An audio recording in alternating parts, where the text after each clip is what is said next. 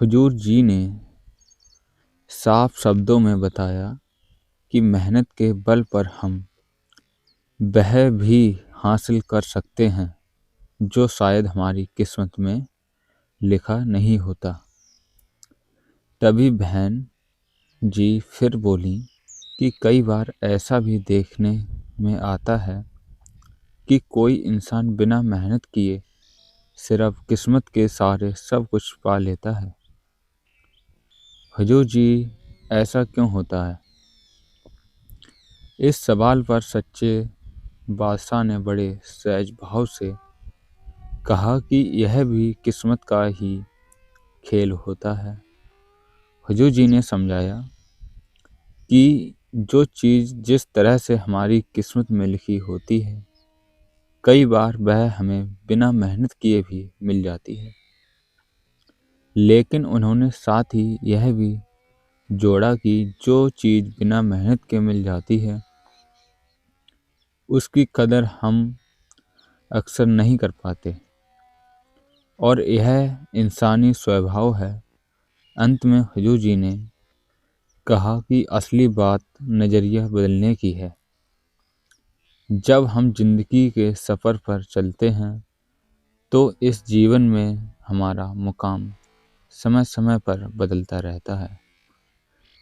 हुजूर जी ने समझाते हुए कहा कि जैसे आज हमारा मुकाम यह है कि हम पढ़ लिख कर कुछ अच्छा करें, कुछ बने और जीवन में आगे बढ़ें। जब यह लक्ष्य हासिल हो जाता है तो उसके बाद हमारा अगला मुकाम बदल जाता है, जैसे विवाह करना और परिवार की जिम्मेदारियां निभाना। इसी तरह जैसे जैसे हम जिंदगी में आगे बढ़ते हैं, हमारे मुकाम भी बदलते रहते हैं। हुजूर जी ने कहा कि हमें इस जीवन यात्रा का आनंद लेते रहना है और बाबा जी के हुक्म के अनुसार भजन सिमरन करते रहना है। साथ ही यह बात हमेशा याद रखनी है कि मेहनत करने में कोई कमी नहीं छोड़नी है और एक अच्छे इंसान बनने की पूरी कोशिश करनी है। इसके बाद किसी ने कहा, हुजूर जी, मेरा कोई सवाल नहीं है, बस आपसे यही विनती है कि आप अपनी दया और मेहर हम पर बनाए रखें। इस पर हुजूर जी ने मुस्कुराते हुए कहा कि यह जो सवाल जवाब शुरू किए गए हैं, यह असल में एक दूसरे से बातचीत करने का बहाना है। उन्होंने आगे समझाया कि यहाँ पूछे गए सवालों में हमें असली जवाब नहीं मिलते। असली जवाब तो हमें अपने भीतर से मिलते हैं और वह तभी मिलते हैं जब हम भजन सिमरन करते हैं। हुजूर जी ने कहा कि सत्संग में बार बार यही बात समझाई जाती है कि हमारा असली मार्ग अंदर की ओर जाता है। हुजूर जी ने स्पष्ट शब्दों में कहा कि हमारा असली काम भजन सिमरन करना ही है। उन्होंने समझाया कि अगर हम भजन सिमरन नहीं करेंगे तो अपने मुकाम तक कैसे पहुंच पाएंगे। इसीलिए हमें बाहरी चीज़ों में कम उलझना है और मेहनत के साथ भीतर की ओर कुल मालिक से मिलने की कोशिश ज़्यादा करनी है। इसी दौरान किसी ने सवाल किया, हुजूर जी, जब मेरी मृत्यु होगी तो मेरी आपसे यही विनती है कि आखिरी समय मुझे आपके दर्शन जरूर हों। इस पर हुजूर जी ने शांत भाव से कहा कि मालिक हर समय किसी न किसी को लेने के लिए अंत समय पर जरूर आता है। हुजूर जी ने आगे कहा कि अगर हमने जिंदगी में रहते हुए अंदर से मालिक के साथ अपना रिश्ता जोड़ लिया तो जब अंत समय पर वह हमें लेने आएगा तब हम उसकी पहचान जरूर कर पाएंगे। और अगर रिश्ता नहीं भी जुड़ा हो तब भी मालिक हमें लेने तो आएगा ही। लेकिन पहचान तभी होगी जब भीतर का संबंध बना होगा। तब हमें साफ समझ आ जाएगा कि यही वही गुरु है जिसने मैंने नाम लिया था, जिनकी बात मैंने पूरी उम्र सुनी और आज वही मुझे लेने आए हैं। इस पहचान के साथ हमारा विश्वास और भी पक्का हो जाता है। इसके बाद एक बहन ने सवाल किया कि हुजूर जी, जब हम भजन सिमरन में बैठते हैं या ध्यान करते हैं।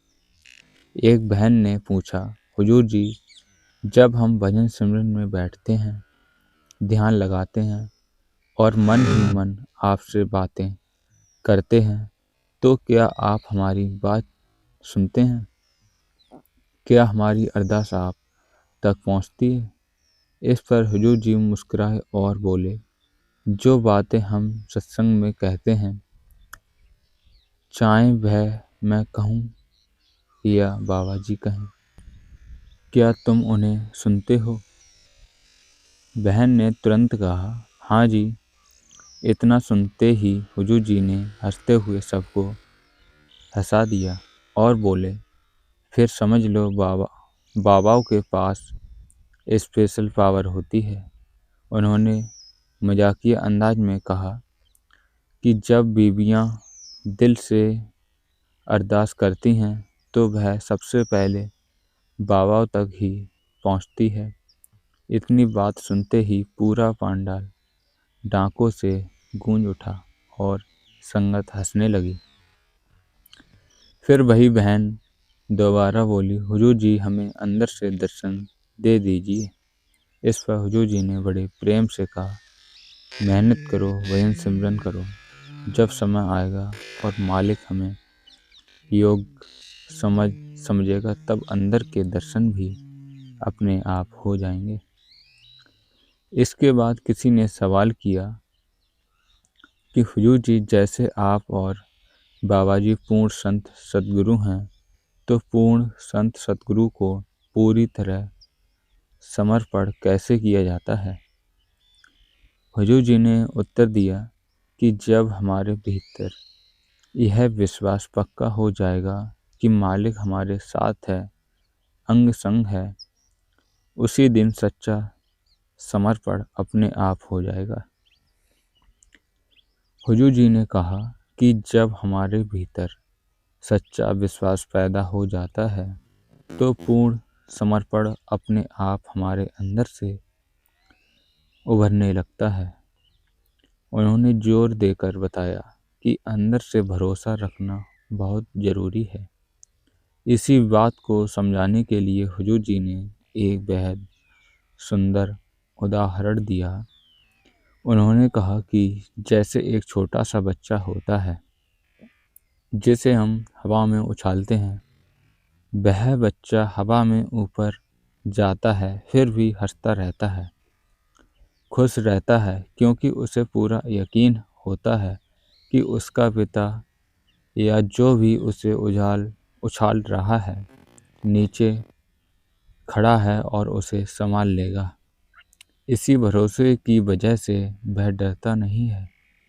हुजूर जी ने आगे कहा कि जैसे जैसे वही बच्चा थोड़ा बड़ा होता है और उसे समझ आने लगती है तो वह तभी छलांग लगाता है जब उसे पूरा विश्वास हो जाता है कि सामने खड़ा इंसान उसे पकड़ ही लेगा।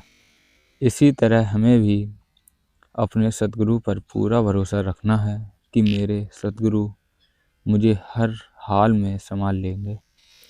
हुजूर जी ने समझाया कि जैसे जैसे इंसान बड़ा होता है वैसे वैसे उसके भीतर अहंकार आ जाता है और समर्पण कम होने लगता है। इसलिए हमें अपनी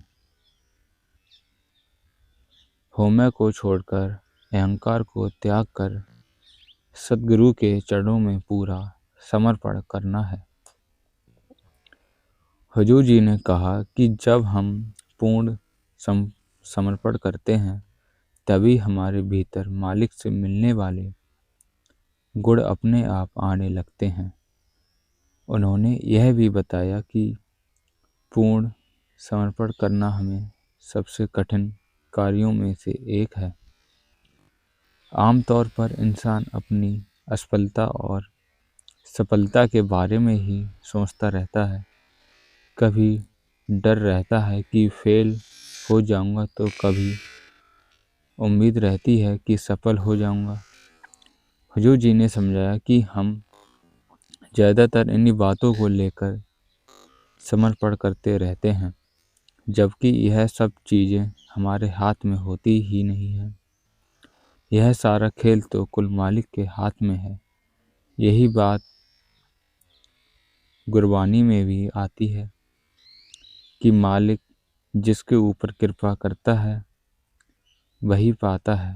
हुजूर जी ने आगे कहा कि हमने जो भी कर्म किए हैं उनका हिसाब किताब तो हमें देना ही पड़ेगा।